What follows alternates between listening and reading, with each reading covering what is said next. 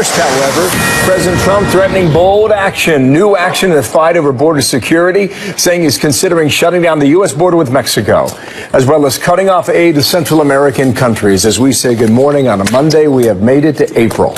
No fooling. I'm Bill Hemmer live here in New York City. Sanders got the day off. How you doing? Welcome back. Happy April. Thank you. I appreciate that. Bring in spring. I'm Julie Banderas in for Sandra Smith. So the Trump administration making one thing clear to the American people. The president is serious about these threats, so take him at his word. A point that was repeatedly made on the Sunday shows. It certainly isn't a bluff. You can take the president seriously. This president is looking at the metrics. Secretary Nielsen saying we're in a meltdown. We're at the breaking point. When the president says he's going to close the border, that is a totally unrealistic boast on his part. The Democrats will not give us any additional money to do this. They won't give us any additional people. Faced with those limitations, the president will do everything he can. If closing the ports of entry mean that, that's exactly what he intends to do. The president is calling a crisis at the border. He's threatening to shut down portions of it this week. He has given the order to cut off aid. Well, we're going to do everything we can to stop it. It's totally absurd. The president feels like that the only way to control this problem is to move the people from the port of entry to the ungoverned spaces where we need a wall. I will support him. Well, that's the backdrop for Kevin Corke to begin a brand new week at the White House. Kevin, good morning to you. What are the politics behind the threat to close the border? Well, frankly, Bill, the White House feels like this is a problem that's being facilitated by just a few countries south of our border. And what this really does is it underscores the enormity of that problem. And the president is calling this a, quote, invasion. Let me take it to Twitter. He's once again talking about it this morning. No surprise there. He said this: Democrats working with Republicans in Congress can fix the asylum and other loopholes quickly. We have a major national emergency at our border. All caps now. Get it done now. The numbers, frankly, Bill, are staggering. Process. White House officials and Republicans on Capitol Hill, for that matter, over the weekend, said the president has little choice but to act decisively. What he's looking at is that 4,000 migrants apprehended in one day recently. We're on track this month for close to 100,000. We have never seen a surge like this. What are we supposed to do? You have the Mexican government allowing thousands of people to walk all across Mexico. We've had 100,000 people crossed the border illegally in March alone. We're on track to over 1 million this year if this keeps up. So Mexico could help more. They should help more.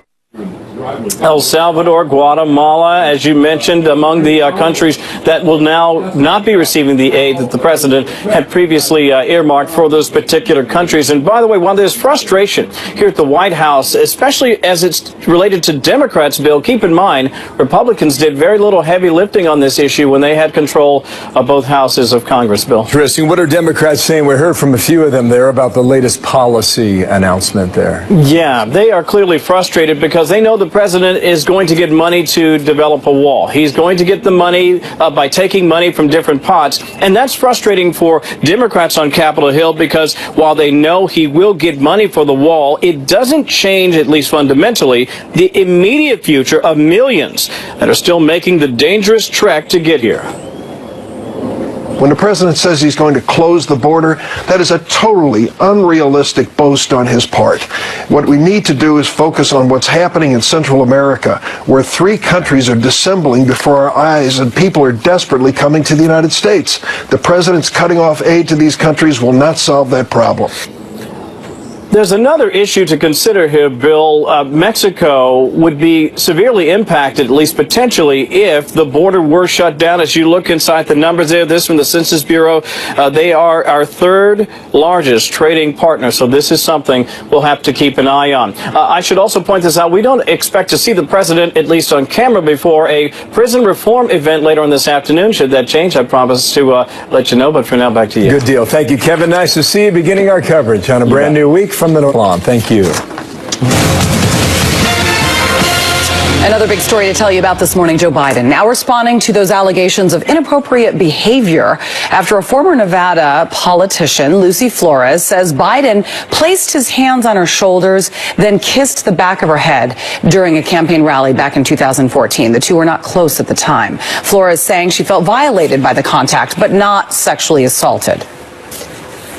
I don't believe that it was a bad intention. I'm not in any way suggesting that I felt sexually assaulted or sexually harassed. I felt invaded. I felt that there was a violation of my personal space. Peter Doocy is live in Washington, D.C. with more. So, Peter, has Joe Biden apologized? No, but he is trying to explain, Julie, that physical contact is just part of his style, with a written statement that says, in part, in my many years on the campaign trail and in public life, I have offered countless handshakes, hugs, expressions of affection, support, and comfort. And not once, never, did I believe I acted inappropriately. If it is suggested I did so, I will listen respectfully, but it has never been my intention. And Biden is getting some backup now from another woman who says that she appreciated the time he reached out and touched her. Stephanie Carter, wife of former Defense Secretary Ash Carter, who writes now that her story is different than Lucy Flores, and that, quote, let me state up front that I don't know her, but I absolutely support her right to speak her truth, and she should be like all women believed. But her story is not mine. That Joe Biden in my picture is a close friend, helping someone get through a big day, for which I will always be grateful. And so far, we have not seen or heard from Joe Biden about this, but remember, he is not officially, technically, a candidate for president yet. Julie. How are other candidates, Peter, digesting all these allegations against Biden? Based on what they know and what they have heard from Lucy Flores, they're taking her side. I read the op-ed last night, I believe, Lucy Flores, and Joe Biden needs to give an answer. Should he not run as a result? That's for Joe Biden to decide.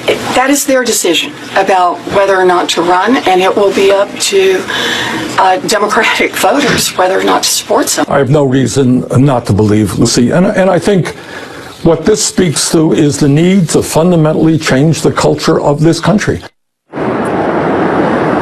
Many of the Democratic presidential hopefuls are going to be here in Washington, D.C. for the We the People Summit throughout the course of today, so we do expect to get a lot more reaction to Biden today. Julie. All right, we look forward to it. Peter Doocy, thank you. Got a lot to go through now. Byron York, chief political correspondent of the Washington Examiner, joins me now. And Byron, good morning to you. On the Good morning, Bill. On the Biden matter, how do you see this developing?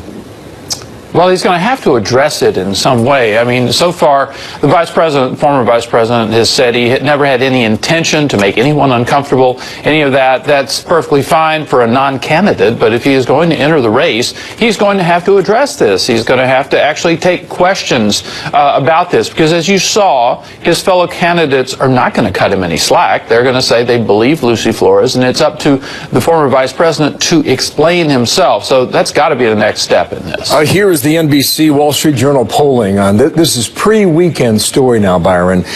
Joe Biden was at 70%, and Bernie Sanders was just below him at 60%. He's a clear front runner.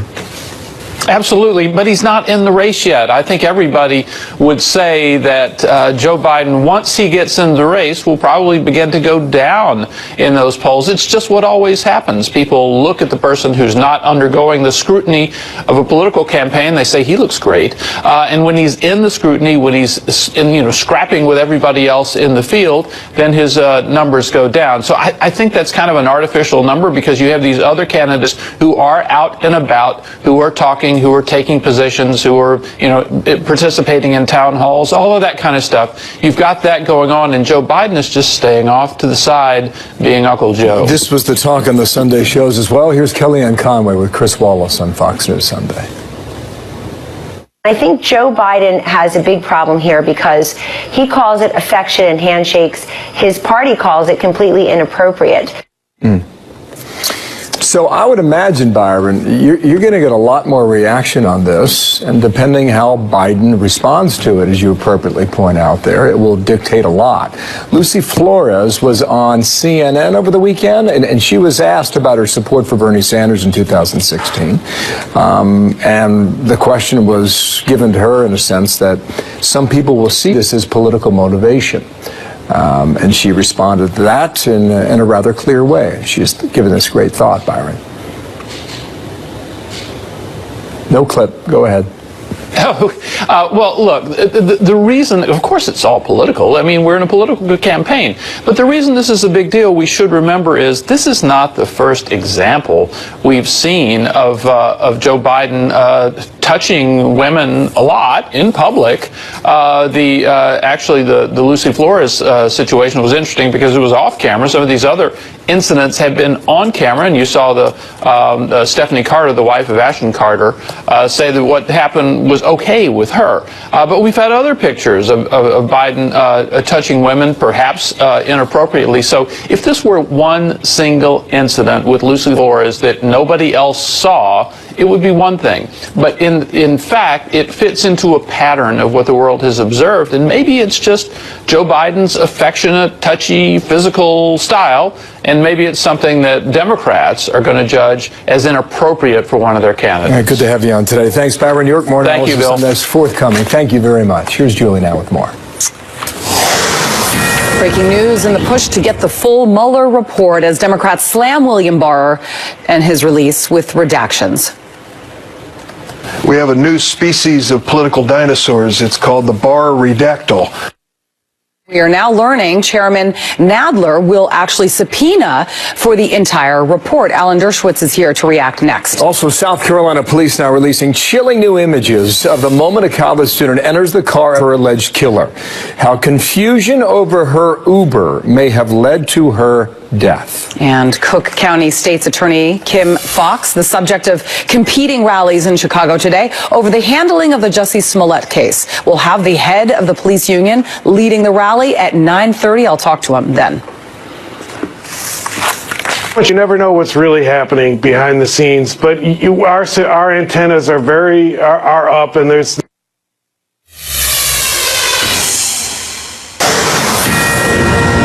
Fox News Alert, 2 Marine pilots have been killed in a helicopter crash in southwestern Arizona. The Marine Corps saying the pilots were conducting a routine training mission when their AH-1Z helicopter crashed. It happened at the Marine Air Station in Yuma Saturday night. Their names are being withheld until their families are notified. An investigation now underway to determine the cause of the crash. From the very beginning, we've said what we're saying now, which is Mr. Barr gets to handle this. That's how the law works. And Mr. Barr has made it clear that he's going to release it to Congress before he shows it to us. That's his decision. So we're going to let the system work. Mick Mulvaney over the weekend, acting White House Chief of Staff, reacting to William Barr's decision on the Mueller report. Meanwhile, we're getting word just this past hour, House Judiciary Committee plans to subpoena the entire report this week as Mr. Barr plans to release a redacted version sometime before mid-April. That will miss a deadline that Democrats have been looking for. That's tomorrow, April 2nd. Alan Dershowitz wrote the book, The Case Against the Democratic House Impeaching Trump. And sir, good morning to you. First on the subpoena matter here, do you see this gaining traction on Wednesday as right now we're learning about it? No, I think even if Barr were hypothetically to refuse to issue anything, there would be no legal basis for a court to compel him to do that. Let me give you a shoe on the other foot hypothetical. Let's go back to Comey announcing that he was not going to indict Hillary Clinton because there was insufficient proof of crime. And let's assume that the Republicans had information that there's a report within the Justice Department that says she's extremely careless in the way she handled it. And there was an effort by Republicans to subpoena that report. First of all, every Democrat would be up in arms saying you don't subpoena reports about people who have not been indicted. That's not the way the Justice Department works. Second, the court would say, no, this is within the executive prerogative. How is this different? Sure, this is a special counsel. The special counsel, under the rules, has an obligation to file a report with the Attorney General. There's nothing in the rules that require the Attorney General to make the report public, particularly if it contains information critical of people who are not indicted. So this is a political issue. This is a media issue. Yeah, this is not a legal issue. Let me come back to that point here. Whether it's April 2nd or April 12th, does 10 days matter that much to someone like you? Well, it matters a lot because we need to have the Attorney General redact it to make sure there's no national security classified material, no grand jury minutes, and I would submit nothing that is critical of people who have not been indicted and haven't had an opportunity to respond. Remember, this report is inherently one-sided. They didn't listen to testimony from people who are favorable to the subjects. They didn't have cross-examination. And so that's why the Justice Department generally doesn't go beyond saying no indictment. That's why the world, Democrats and Republicans alike, condemned Comey when he said, I'm not going to indict Hillary Clinton, but she engaged in conduct that was extremely careless. Everybody said that was wrong. Why is this different? Yeah. On this political question here, it seems the Democrats on the committee are preparing their rebuttal, depending on the redactions, no matter how many there are, to allege that there was a cover-up on behalf of Bill Barr and the Department of Justice. You can read between the lines and a lot of the commentary on that already. I want to go back to Friday afternoon. This was Bill Barr's letter to Jerry Nadler. He talked about working with the special counsel office, assisting us in the redactions, trying to keep sources and methods private. Our progress is that I will report by mid-April, if not sooner. Then he writes, there are no plans to submit the report to the White House for a privilege review. Does that surprise you, or is that expected? No, it does surprise me. Generally, there is review. Remember, you can't take back privileged information once it's made public. What Barr might do is release it to select members of Congress who are sworn under oath not to release it to the public, release it at the same time to the White House, let the White House make application for executive privilege, then let a decision be made about whether executive privilege applies. This rush to release is understandable. The American public wants to see this report. They're curious. But the law has to be complied with, and the law generally protects subjects of investigations who haven't been indicted. It protects them by law when it's grand jury material. It's a crime to release grand jury material without the approval of the courts, and it's even a crime to release it to Congress without the approval of the courts. So the law has to be complied with, and the shoe on the other foot test has to be applied. Everybody thinking about this must think about this as if this were a Democrat who were being investigated and the Republicans were seeking to get the material, and what would each side be saying and what would the courts be saying? That's the test that has to be applied. Let me just squeeze in one more point. I need a quick answer here. When the Mueller report goes up to Congress, when we all see it, is the legal question over, and is it just a political question that exists after that point? I think it's just a political question unless there's information in the report that results in impeachable or criminal conduct. But I think otherwise it's completely political and media, and that's what's been pushing this. Alan Dershowitz live in Florida today. Thank you, sir. We'll speak again. Thanks for your time. Here's Julie. Thank you. A Colorado sheriff says that he... Constitutional questions. I can't in good faith go forward and carry out a law that I believe puts constituents' constitutional rights at risk. Morning, a murder suspect is behind bars. South Carolina police saying that the suspect killed a college student who mistakenly confused his car for the Uber that she had called. Chilling new images capture the scene moments before she got into the car early Friday morning. The victim, Samantha Josephson, was found dead just 14 hours later. We believe... A Colorado sheriff says he will refuse to endorse a so-called red flag bill up for debate in the state's legislature. The proposed measure would let a judge confiscate... That's right, Julie. Yeah, Weld County Sheriff Stephen Reams says if the Extreme Risk Protection Order bill becomes law in the state of Colorado, he will not enforce it because he says it could be a violation of the Constitution. Here's the sheriff. They could sentence me to my own jail, fine me, or just hold a contempt hearing to further this argument along. And honestly, I think any of those possibilities are out there. Sheriff Reams is not alone. Half the counties in the state, 32 of them, have taken positions against the proposed law. Sheriffs in those counties say if a judge determines someone is dangerous, they will not confiscate their guns. If passed, the law would allow family members or others to seek approval from a judge to take firearms. Any sheriff who refuses to enforce the law should resign. Again, here's Sheriff Reams. Obviously, the Attorney General is entitled to his own opinion. He's an independently elected official, just like I am. His interpretation of the red flag bill is his interpretation, and I have my own interpretation of it. The sheriff is also not a law-making position in our state. It's a law enforcement division. The bill has passed in the state Senate. It now goes back to the House, Julie, where it's expected to pass. Julie. All right, Alicia Cunha, thank you so much. There's a lot of news today in Chicago. The police union there taking their battle against the state's attorney directly to her office in a matter of hours. There was a protest expected after 16 charges were dropped against Jussie Smollett. The president of the union, Kevin Graham, is going to talk to us about that coming up in a moment here. Plus, there's this. I know it's going to be difficult with Nancy Pelosi, but what I'm going to focus on is how do you drive down costs? The Democrats constantly focus on access. The problem is the cost of health care is too high in this country. Chapter in the fight over Obamacare. Republicans say it is time action needs to start. But will Nancy Pelosi stand in their way? And do they even have a place to replace it? Also, the madness in March is behind us because it's April.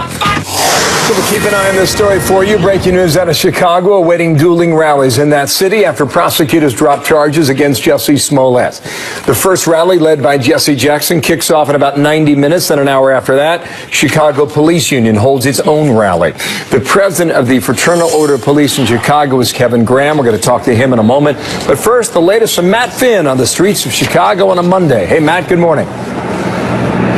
Bill, good morning. Those dueling demonstrations about to happen here in the heart of the city in the Loop. The Chicago Police Union, with some 15,000 members, plans on protesting Kim Foxx at her office right here. They are protesting against her for the way that she handled the Smollett case and what they allege is a history of being anti-police. But before that protest, there's a rally in support of Kim Foxx right here next door at the United Methodist Church, being led by Jesse Jackson, clergy, activists, and other elected officials. Cook County State's Attorney Kim Foxx being heavily criticized, but still defending her office's decision to drop the Smollett charges. The president has called for a federal review of the case. The Illinois Prosecutors Bar says Foxx misled the public. The National Association of District Attorneys says prosecutors should not take advice from politically connected friends of the accused. But Kim Foxx responded to all of that criticism in an op-ed published in the Chicago Tribune, writing in part, quote, "Since it seems politically expedient right now to question my motives and actions and those of my office, let me state publicly and clearly that I welcome an outside non-political review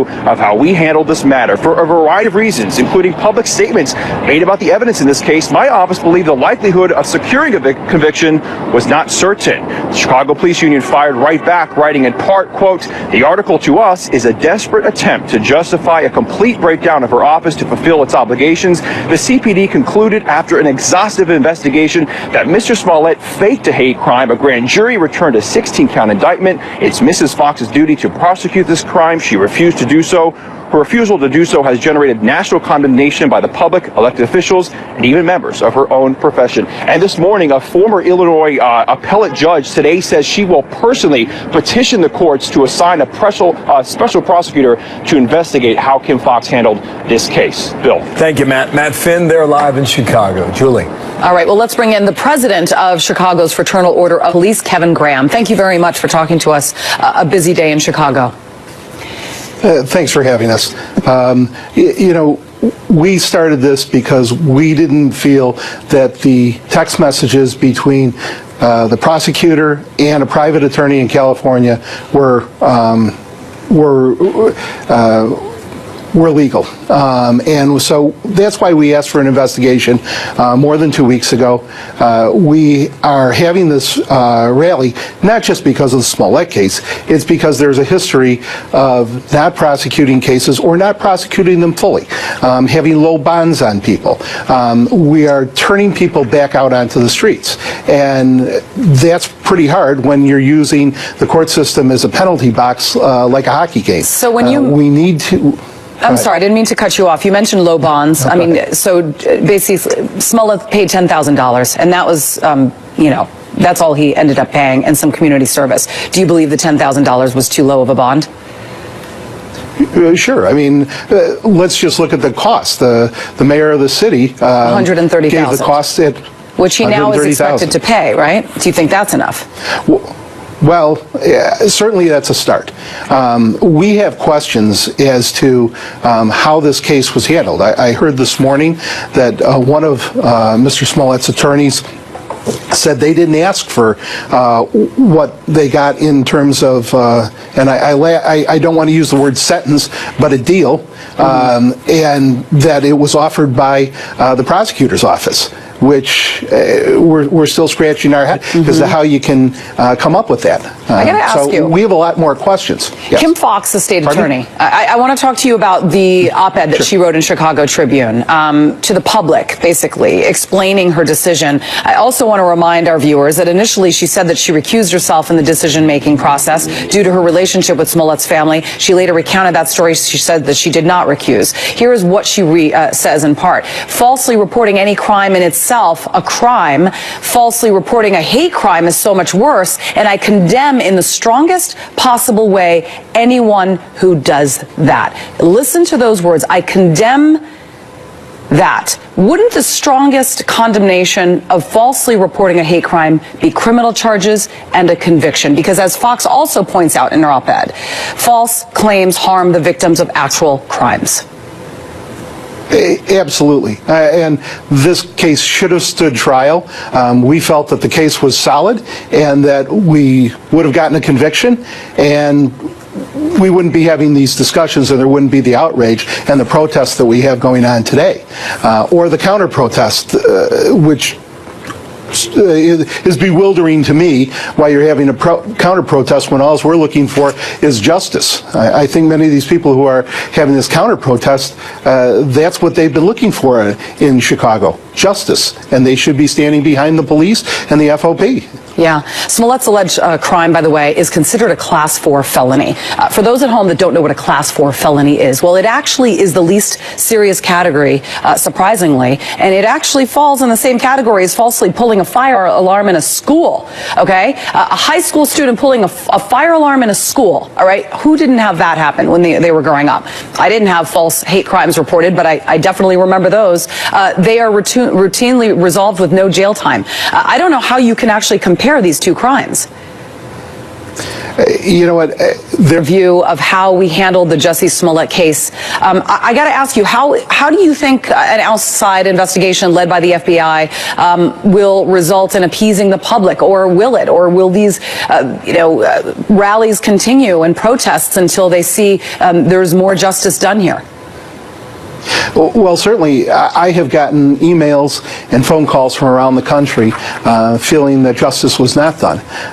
So I do think that the state's attorney's office can do a better job. And if they don't, I think that they're going to find more and more law enforcement agencies, because I know that there are additional law enforcement agencies meeting this week to discuss her actions and her office in failure to prosecute some of the crimes that are going on in Cook County.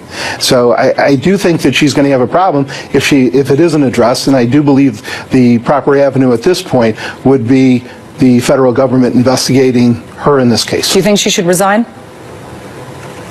Well, I have a board of directors meeting tomorrow, and that question will come up. That's a decision that the board of directors is going to make. I certainly do have my own opinion, but my opinion will wait until after I meet with the board tomorrow. All right, let us know. Kevin Graham, thank you very much. We appreciate you coming on this morning. Thank you. Thank you, sir. 20 minutes for one seed remaining. So in summary, here's what you got. Virginia faces a red-hot Auburn team, lost one of their best players, by the way, and Michigan State faces Texas Tech. That's your Final Four. Minneapolis goes down next Saturday, championships on Monday night. Texas Tech's never been to the Final Four before, right? Michigan State's been there several times. Virginia hasn't been there, I think, 20 years or so. Yeah. So pretty good hoops. What do you think? When you set up your bracket, you can't change your mind after, right? So like Duke, you were betting on Duke, so you can't say, oh, well, all bets were on Duke, so maybe I should pick another. Duke. Right. I've been the best team all year. Well, I mean, you look North at their Carolina history, right? Yeah, that's right. So you could be wrong about a couple more coming. Absolutely. You're wrong? Oh, wrong. Oh, God, I didn't know that was possible. All the time. The madness continues. We'll get to the games on Saturday. Madness continues in April now. Airport delays across the country this morning after a technical glitch hit several major airlines. The issue fixed, but the effects still being felt out there. What are we learning now? We're going to tell you. Plus, there's this. Mexico is going to have to do something, otherwise I'm closing the border. I'll just close the border. Doubling down on threats to close the border and cut off aid to Central American countries whose migrants are coming to the U.S. Trump administration saying it's not a bluff and that it could happen as early as this week. Texas AG Ken Paxton is here to react on that next.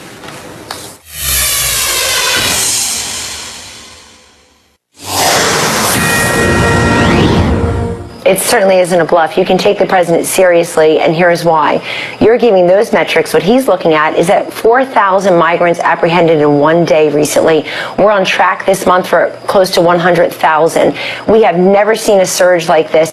Kellyanne Conway, Fox News Sunday, stressing President Trump's determination to find a solution. That's a reference to the record surge in migrants seeking nation's capital today. And, sir, welcome back to our program. Just a few specific questions here. If you do cut off aid to these 3 Central American countries, what's the effect of that, do you believe? Well, certainly foreign aid is not popular with Americans anyway, so I don't think he's going to get a lot of blowback from the American public.